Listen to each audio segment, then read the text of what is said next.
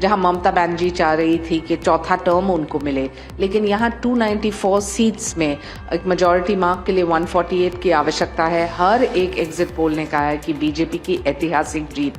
92% लोग बाहर आके वोट किए सेकेंड फेज में भी, और दोनों फेजेस को आप देखेंगे तो एक चीज स्पष्ट है, लोगों ने कहा कि एंटी इनकम्बेंसी, जहां इनकम्बेंट गवर्नमेंट ने इतना भ्रष्टाचार किया, इतना लॉलेसनेस, इतने सारे इन्फिल्ट्रेटर्स, महिला सुरक्षा को लेके कार केस हो या संदेश खाली, दोनों ने जताया है कि महिला भी भारी संख्या में एनडीए को सपोर्ट कर रही है। तो 4 तारीख को पूरे देश में वातावरण बदलेगा। जहाँ तक पश्चिम बंगाल का सवाल है, ज्यादातर एजेंसीज मानते हैं कि वहाँ भारतीय जनता पार्टी की सरकार बनेगी, और इसीलिए जो पोल ऑफ पोल, जो सभी सर्वेज का औसत है, उससे भी साफ संकेत है कि ममता जी की विदाई तय हो गई है और जनता ने भारतीय जनता पार्टी को एक प्रचंड जनादेश दे दिया है। लेकिन ममता बनर्जी वो कह रही है कि 2/3 से हम लोग जीतेंगे, पूर्ण रूप से टीएमसी की सरकार बनेगी। 2/3 से हार जाएंगे वो, और टीएमसी की सरकार नहीं बनेगी। भारतीय जनता पार्टी 2/3 बहुमत से जीतेगी और भारतीय जनता पार्टी का कमल खिलेगा बंगाल में, सरकार बनेगी।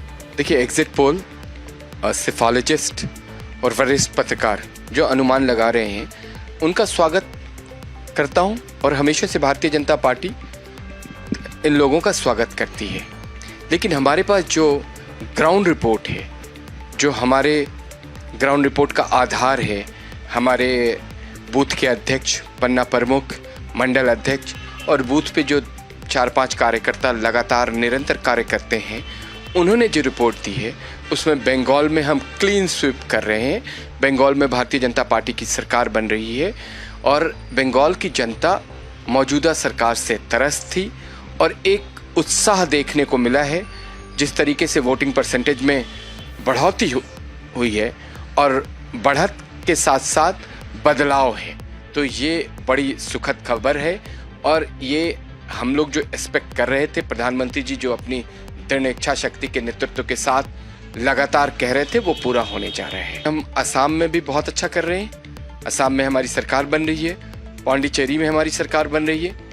केरला हमारा पहले से ही ये अनुमान था, वहाँ थोड़ी टफ पिच थी, लेकिन हमारा केरला में इस बार वोटिंग परसेंटेज ज़बरदस्त तरीके से बढ़ रहा है। हम सीट भी लेके आ रहे हैं, और तमिलनाडु में भी आप देखेंगे कि एनडीए बहुत अच्छा कर रही है। इसलिए कर रही है कि हम गुड गवर्नेंस की बात करते हैं, हम विकास की बात करते हैं, हम एक तरीके से अस्थायी सरकार की बात करते हैं। हमारे यहाँ काम होता है, इसलिए हमें उम्मीद है कि 4 मई को जब रिजल्ट आएंगे तो हर तरफ भारतीय जनता पार्टी और एनडीए की जीत होगी। देखिए, पश्चिम बंगाल में पहली बार भयमुक्त चुनाव हुआ है। लोगों के अंदर जो डर था, वो डर इस बार निकला है। महिलाएं खुल के आके वोट कर रही थी।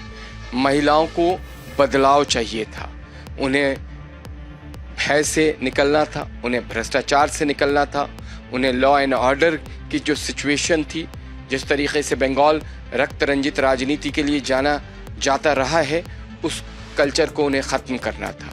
कट मनी कल्चर को ख़त्म करना था, ठेकेदारी प्रथा को ख़त्म करना था, पिक एंड चूज करके थानों को बेचने वाले कल्चर को ख़त्म करना था। तो इसलिए वहाँ वोटिंग परसेंटेज बहुत ज़्यादा सामने आई है, और ये वोटिंग परसेंटेज बदलाव के लिए आई है। और जब बदलाव के लिए कोई राज्य सोच लेता है, तो इसी तरह की वोटिंग परसेंटेज सामने आती है। देखिए, एग्जिट पोल पे यकीन नहीं किया जा सकता। एग्जिट पोल बहुत बार गलत साबित होता है।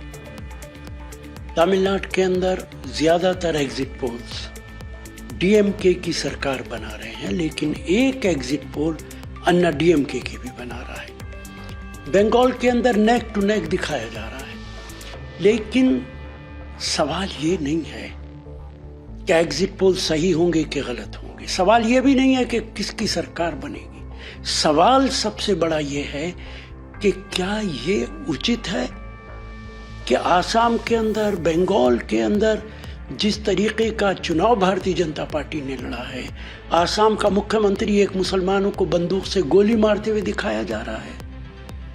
वो कह रहा है कि रिक्शा वालों से 5 रुपए तय करो और 4 रुपए दो इन मियाओं को। बंगाल के अंदर प्रधानमंत्री और भारतीय जनता पार्टी के नेता एक कम्युनिटी के खिलाफ भाषण दे रहे हैं।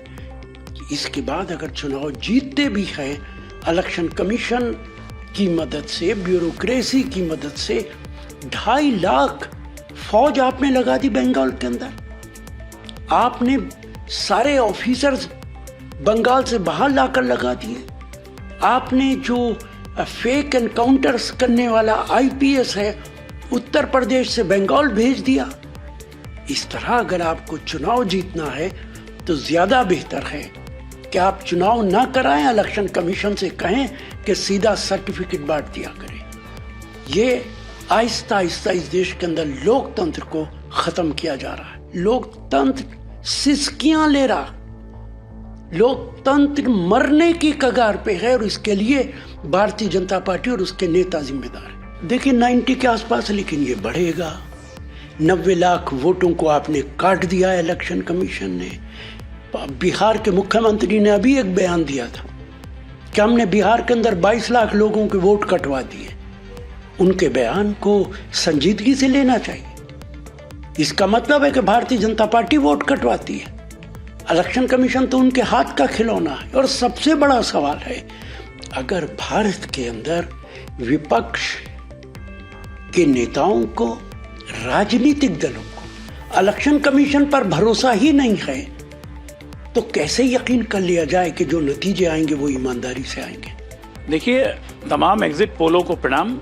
बहुत मेहनत करते हैं लोग, लेकिन मैं व्यक्तिगत तौर पे एग्जिट पोल पे यकीन नहीं करता हूँ। मैं एग्जैक्ट पोल पे ही यकीन करता हूँ। लेकिन हाँ, एक रुझान, एक ट्रेंड पता लग जाता है कि क्या है।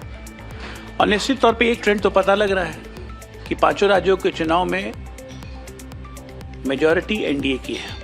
चाहे वो असम हो, जहाँ हम तीसरी बार सरकार बनाने जा रहे हैं, चाहे पश्चिम बंगाल हो, चाहे वो पुडुचेरी हो, तमिलनाडु प्लस माइनस एज पे जा रहा है, तो यहाँ भी एनडीए की सरकार बनने के बहुत बलवर्ती चांसेस हैं।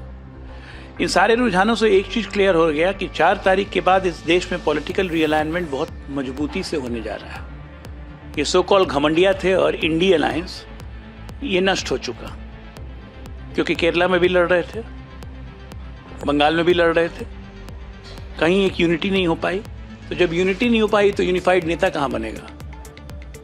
राहुल गांधी जी को समरली रिजेक्ट कर दिया है उन्हीं के साथियों ने, जिनको अब पूर्व साथी कहेंगे। और एक पार्टी कांग्रेस जिसकी हेगमनी होती थी, वो कंप्लीटली डिस्ट्रॉय हो चुकी है। आप बताइए, एक राष्ट्रीय स्तर के नेता अपने आप को कहते हैं, पूरे बंगाल चुनाव में मात्र 3 दिन, इतना बड़ा राज्य, तमिलनाडु में गायब, स्टालिन के साथ कोई रोड शो नहीं, असम में गायब, बहना के हाथों छोड़ दिया, गोगोई जी को बलि का बकरा बना के, खाली केरला में घूमते रहे। अभी कितना दिन घूमे केरला में? पुडुचेरी तो कभी गए ही नहीं। ऐसे ऐसे राष्ट्रीय नेता होने लगे तो भारत की राजनीति खत्म हो जाएगी। और दूसरा स्पष्ट मैसेज, कि संपूर्ण विपक्ष, चाहे एक होके चाहे बिखर के, लड़ेगा एक ही से, नरेंद्र मोदी, और एक अकेला फिर से सब पे भारी। देखिए, एक चीज़ तो मैं आपको बताना चाहूँगा, जो आपका पहला सवाल है एग्जिट पोल पर लेकर के। एग्जिट पोल है, ये एग्जैक्ट पोल है नहीं है। किसकी कहाँ सरकार बन रही है, जो जनता निर्णय किया होगा वो बनेगा, क्योंकि इस देश का मालिक जो है जनता है। इस देश का मालिक मतलब न आप है, न हम हैं, न मीडिया बंधु हैं। हम एक आशा व्यक्त करते हैं कि इसका सरकार बनेगा, वो भी कुछ लोगों को हम पूछ करके ये एग्जिट पोल हम निकालते हैं।